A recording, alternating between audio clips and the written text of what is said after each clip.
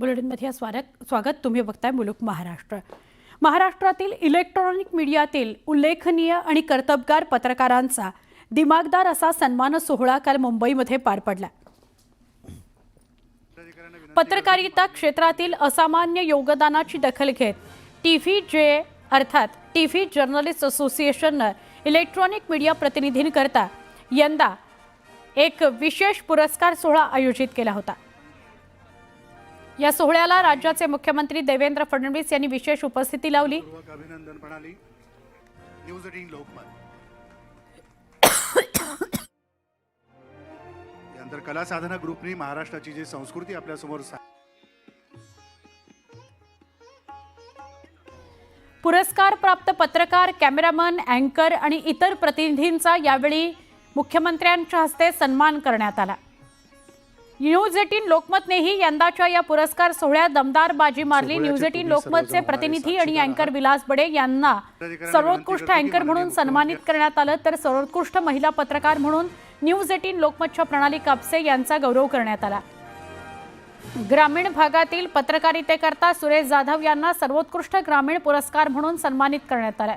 News 18 लोकमतच्या कॅमेरामन्सनीही या सोहळ्यात बाजी मारली. सर्वोत्कृष्ट कॅमेरामन म्हणून गणेश काळे आणि सर्वोत्कृष्ट ग्रामीण कॅमेरामन म्हणून प्रशांत मोहिते यांना पुरस्कार देऊन सन्मानित करण्यात आले. न्यूज 18 लोकमतचे वरिष्ठ पत्रकार उदय जाधव आणि TVJचे अध्यक्ष यांच्या अध्यक्षतेखाली हा पुरस्कार सोहळा पार पडला.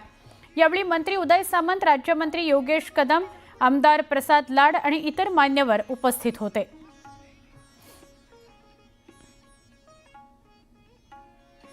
सोहळ्याचे तुम्ही सर्वजण होणारे साक्षीदार आहात. अधिकाऱ्यांना विनंती करतो की माननीय मुख्यमंत्री.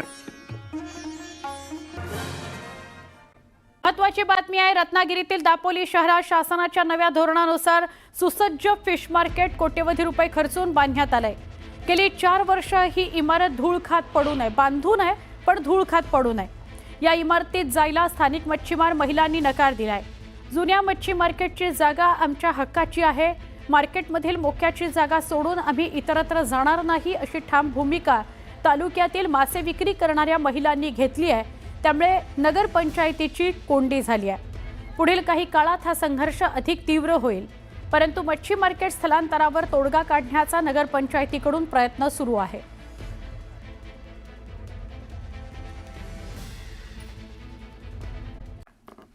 कोरोना काळातील प्राणवायू निर्मिती प्रकल्प घोटाळ्यासंदर्भातली बातमी आहे. कर्मचाऱ्यांवर खटला चालवू देण्यास महापालिकेने नकार दिलेला आहे. कोरोना काळातील प्राणवायू निर्मिती घोटाळ्यातील काही कर्मचाऱ्यांवर खटला चालवण्याकरता मुंबई पोलिसांच्या आर्थिक गुन्हे शाखेला मंजुरी द्यायला मुंबई महापालिकेने नकार दिलेला आहे.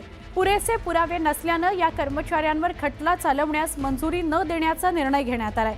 महापालिका आयुक्तांनी हा निर्णय घेतल्याची माहिती मिळते. महापालिकेच्या वकिलांनी उच्च न्यायालयामध्ये तशी माहिती दिली. या घोटाळ्यातील काही कर्मचाऱ्यांवर खटला चालवण्याकरता EOWने महापालिका आयुक्तांकडे मंजुरी मागितली होती, मात्र महापालिकेने त्याला मोठा नकार दिलेला आहे. महापालिकेच्या वकिलांनी उच्च न्यायालयामध्ये तशी माहिती दिलेली आहे. प्राणवायू म्हणजे ऑक्सिजन निर्मिती संदर्भातल्या प्लांटबाबत काम करणारे कर्मचारी. आमचे प्रतिनिधी प्रशांत बाग यांच्याशी बोलूया. प्रशांत, काय अधिक माहिती? सोना, आपल्याला माहिती आहे कोविड काळामध्ये वेगवेगळ्या प्रकारचे 4 खटले, हे अत्यंत वादग्रस्त खटले 2 झाले होते, ज्याच्यामध्ये ऑक्सिजन निर्मिती प्लांट, रेमडेसिवीर पुरवठा, खिचडी वाटप आणि बॉडी बॅग, आणि या सगळ्या प्रकरणाची एकत्रित चौकशी EOW करत असताना प्राणवायू यातला सगळ्यात मोठा हा जोएल कार्लस यांनी, जे भूषण गगराणी पालिका आयुक्त, जे प्रशासक विद्यमान, यांनी जो अहवाल केलेला आहे आणि या कर्मचाऱ्यांवर गुन्हा दाखल करण्याला परवानगी द्यायला नकार दिलेला आहे, ही खरं तर अत्यंत मोठी कलाटणी या पूर्ण प्रकरणामध्ये मानली जाते. कारण मुंबई उच्च न्यायालयामध्ये मोठ्या ताकदीनं हा खटला ज्यावेळेस सुरू होता आणि त्याच वेळेस याच्यामध्ये अनेक वेगळ्या प्रकारचे म्हणजे अधिकारी, कर्मचारी, पदाधिकारी, ठेकेदार यांचं संगनमत, अर्थात या संगनमतातच खूप मोठा आर्थिक घोटाळा झाला. अशा प्रकारचं आतापर्यंत सगळं समोर उभं असलेलं चित्र आणि त्यावर प्रशासकांच्या वतीनं मुंबई उच्च न्यायालयात सादर केलेलं हे पत्र, या सगळ्या विषयातला या पूर्ण प्रकरणामध्ये खरोखर आर्थिक घोटाळा झालाय का आर्थिक अनियमितता झालेली आहे, की जे आरोप केले गेले होते त्या आरोपांमध्ये कितपत तथ्य होतं, हे सगळे अनेक प्रश्न उपस्थित झाले. काही प्रश्नांची उत्तर अनुत्तरित जरी असली तरी एक मात्र निश्चित आहे की या प्रकरणामध्ये आतापर्यंत आपल्याला माहिती आहे की मुंबई महापालिकेच्या काही अधिकाऱ्यांना अटक सुद्धा झाली, काही कर्मचाऱ्यांवर कारवाई सुद्धा झाली. पण आता मात्र गुन्हा दाखल करण्याला जी परवानगी आवश्यक असते प्रशासनाची ती नाकारल्यामुळे या प्रकरणाला एक धक्कादायक वळण मिळालंय, एक कलाटणी मिळाली आहे.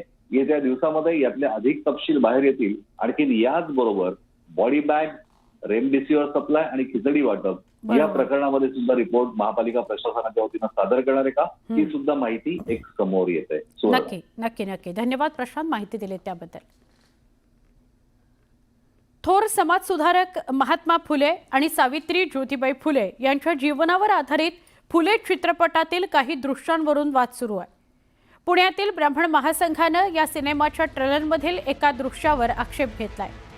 या आक्षेपामुळे सिनेमाचं प्रदर्शन पुढे ढकलण्यात आलंय. हा सिनेमा 11 एप्रिलला प्रदर्शित होणार होता, तो आता 25 एप्रिलला प्रदर्शित होणार आहे. चित्रपटाविषयी असलेले गैरसमज असतील तर ते 2 आठवड्यांमध्ये दूर करू आणि चित्रपट प्रदर्शित करू, असा विश्वास यावेळी फुले चित्रपटाचे दिग्दर्शक अनंत महादेवन यांनी केला. हा सिनेमा 2 समाजातील जातीभेद नष्ट करण्याचं काम करेल, त्यामुळे केवळ ट्रेलर पाहून तुम्ही याचा अंदाज घेऊ नका, तर संपूर्ण सिनेमा नक्की बघा, असा सल्ला त्यांनी आंदोलकांना दिला आहे किंवा विरोध करणाऱ्या लोकांना दिला आहे.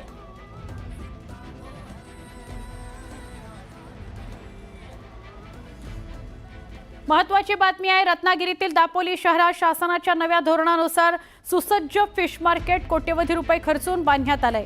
गेली 4 वर्ष ही इमारत धूळ खात पडू नये, बांधून आहे पण धूळ खात पडू नये, या इमारतीत जायला स्थानिक मच्छीमार महिलांनी नकार दिलाय. जुन्या मच्छी मार्केटची जागा आमच्या हक्काची आहे, मार्केटमधील मोक्याची जागा सोडून आम्ही इतरत्र जाणार नाही, अशी ठाम भूमिका तालुक्यातील मासे विक्री करणाऱ्या महिलांनी घेतली आहे. त्यामुळे नगरपंचायतीची कोंडी झाली आहे. पुढील काही काळात हा संघर्ष अधिक तीव्र होईल, परंतु मच्छी मार्केट स्थलांतरावर तोडगा काढण्याचा नगरपंचायतीकडून प्रयत्न सुरू आहे. पुणे जिल्हाधिकारी कार्यालयासमोर सुप्रिया सुळे आंदोलनाकरता बसल्यात, त्याचं थेट प्रक्षेपण त्या प्रसारमाध्यमांशी बोलत होत्या. पुढच्या बातमीकडे आपण वळतोय. रामनवमीच्या निमित्तानं शिर्डीमधून 39 भिकाऱ्यांना पोलिसांनी ताब्यात घेतलंय. त्यानंतर त्यांनी खुले कारागृह त्यांना इथं पाठवण्यात आलं. 39 नव्हे 49 भिकारी आहेत ज्यांना ताब्यात घेण्यात आलं. पण त्यातील 10 भिकाऱ्यांची तब्येत खराब झाली आणि त्यांना अहमदनगरच्या शासकीय रुग्णालयात उपचाराकरता दाखल करण्यात आलं. त्यांच्यावर शासकीय रुग्णालयात उपचार न होता त्यांना एका खोलीमध्ये बांधून ठेवण्यात आल्याचा आरोप होतोय. काही सामाजिक संघटना त्या ठिकाणी गेल्या आणि हा सगळा प्रकार उघडकीस आला. धक्कादायक बाब म्हणजे त्यामध्ये 4 भिकाऱ्यांचा मृत्यू झाल्याची घटना घडलेली आहे. या प्रकरणाची चौकशी करण्याकरता सिव्हिल सर्जन नागोराव चव्हाण यांनी चौकशी समिती नेमलेली आहे. उपचार न करता एका खोलीमध्ये काही भिकाऱ्यांना बांधून ठेवण्यात आलं. त्यातल्या 4 भिकाऱ्यांचा मृत्यू झाला असं कळतंय. 49 भिकाऱ्यांना शिर्डीमधून उचलण्यात आलं आणि या प्रकरणाच्या चौकशी करता आता चौकशी समिती नेमण्यात आलेली आहे. नेमकं काय घडलं ते समोर येईलच, पण या सगळ्याला जबाबदार कोण हाही महत्त्वाचा मुद्दा आहे. आमचे प्रतिनिधी साहेबराव कोकणे यांच्याशी आपण बोलूया. साहेबराव, काय अधिक माहिती, नेमकं काय घडलंय? 4 भिकाऱ्यांचा मृत्यू झालाय असं कळतंय आणि खरंच एखाद्या खोलीमध्ये त्या सगळ्यांना कोंडून ठेवलं गेलं होतं का? होय, कारण रामनवमीच्या आदल्या दिवशी या 39 भिकारी जे आहेत त्यांना रेस्क्यू केलं होतं आणि त्यांना अहमदनगर जिल्ह्यातील ते विसापूर जेल आहे त्या ठिकाणी त्यांना ठेवण्यात आलं होतं. त्यानंतर त्या ठिकाणी 10 जणांची तब्येत जी आहे ती खालवलेली होती आणि त्यानंतर त्यांना अहमदनगरच्या शासकीय रुग्णालयामध्ये उपचारासाठी आणलं होतं. उपचारासाठी आणलं असताना ज्या ठिकाणी काही सामाजिक संघटना, कारण सामाजिक संघटनेचा एक कार्यकर्ता आहे, त्याचे वडील त्यामध्ये भिक्षुक होते आणि त्यांना पोलिसांनी दुसऱ्या दिवशी फोन केला की तुमचे वडील एक्सपायर झाले आहेत, तुम्ही इथे या. ज्या ठिकाणी हे सामाजिक कार्यकर्ते सिव्हिलमध्ये गेले त्यावेळेस काही भिकारी जे भिक्षुक जे आहे तर त्यांना बांधलं होतं. काही भिक्षुक अतिशय पाणी मागत होते असं कार्यकर्ते बोलत आहे की पाणी न मिळाल्यामुळं काही भिकाऱ्यांचा मृत्यू झालेला आहे. त्यामध्ये 4 भिकाऱ्यांचा आपला जीव याच्यामध्ये गेलेला आहे. या सगळ्या प्रकरणामध्ये सिव्हिल सर्जनशी काल जेव्हा आपण बोललो तर त्यांचं म्हणणं होतं की मी इथे नव्हतो आणि जे काय झालेलं आहे या संपूर्ण प्रकरणाची चौकशी करून दोषींवर कारवाई केली जाईल, कोणालाही सोडलं जाणार नाही. परंतु प्रश्न हा असतो की जर तुम्हाला भिक्षुकांना रेस्क्यू करायचं आहे आणि जर त्यांची शासनाने रिस्क्यू करण्याआधी त्यांची सोय करायला हवी. जर त्याच्यामध्ये आपण मान्य करतो की बाबा भिक्षुकांमुळे काही गुन्हेगारी वाढलेले आहेत, त्यामध्ये काही व्यसनाधीन आहे, आणि जर भिक्षुक व्यसनाधीन नसतील तर त्यांना व्यसनापासून दूर करण्यासाठी, व्यसनमुक्त करण्यासाठी शासनाकडे काही उपाययोजना आहेत का? कारण ज्या ठिकाणी विसापूर जेलमध्ये फक्त त्यांचं ब्लड चेक केलं तर याच्यावर तिथं कुठलीही सोय नाही, आणि अशी जर सोय नसन आणि जे व्यसनाधीन भिकारी होते अशा लोकांचं तुम्ही काय केलं? ज्या ठिकाणी डॉक्टर का नाही गेले, आणि जर ते 4 माणसं मृत्यू आलेले त्याला जबाबदार कोण आहे? आणि अशा प्रकारे सिव्हिलमध्ये डांबून ठेवणं किंवा पाणी न पाडणं, बरं. ज्यावेळेस ते व्हिडिओ आपण आपल्याकडे काही व्हिडिओ आहेत ते आपले पाठवलेले आहेत, त्या व्हिडिओमध्ये क्लिअर दिसतंय की काही लोक पाणी मागताय, काहींचे हात बांधलेले आहेत, काहींचे पाय बांधलेले आहेत, आणि अशा प्रकारे जर उपचार न मिळाल्यामुळं भिकाऱ्यांचा मृत्यू असेल तर हे दुर्दैव आहे. कारण त्या शिर्डीमध्ये साईबाबांनी संपूर्ण जीवनभर भिक्षा मागून काही लोकांना गव्हर्नमेंट पोट भरलं, आणि अशा ठिकाणी रेस्क्यू करून जर 4 भिक्षुकांचे मृत्यू असेल तर याची दुर्दैवी आहे, आणि याची चौकशी होऊन दोषींवर कारवाई व्हायला पाहिजे, अशी काही सामाजिक कार्यकर्त्यांची मागणी आहे. नक्की, धन्यवाद आपण ही माहिती दिली त्याबद्दल. दरम्यान शिर्डीतल्या या धक्कादायक घटनेच्या पार्श्वभूमीवर खासदार निलेश लंकेंनी काही सवाल उपस्थित केलेत. खासदार निलेश लंके यांनी उपचार घेत असलेल्या भिकाऱ्यांची भेट घेतली. यावेळी बोलताना ही जबाबदारी कुणाची, तसंच निष्काळजीपणा आहे की हेतू पुरस्सर केलेली ही अमानवीय वागणूक आहे, असा सवाल सुद्धा त्यांनी केला. या मृत्यूला जबाबदार कोण आहेत असंही थेट निलेश लंकेंनी विचारलंय. 10 भिक्षुकांना सिव्हिल हॉस्पिटलमध्ये ॲडमिट केलं. सिव्हिल हॉस्पिटलमध्ये ॲडमिट केल्यानंतर त्यामध्ये 4 जणांना मृत्यूला सामोरं जावं लागलं. त्यामधले 4 जण पळून गेले. म्हणजे पोलीस प्रशासनाचा किती भोंगळा कारभार आहे आज आपल्याला पाहायला मिळत आहे. 4 जण पळून गेले आणि 2 या ठिकाणी उपचार घेत आहे. जर तेच भिक्षुक त्यांना त्रास होत असताना जर लवकरात लवकर हॉस्पिटलमध्ये आणले असते तर आज 4 लोकांचा त्या ठिकाणी जीव वाचला पाहिजे. याला जबाबदार कोण सगळ्यात महत्त्वाचं?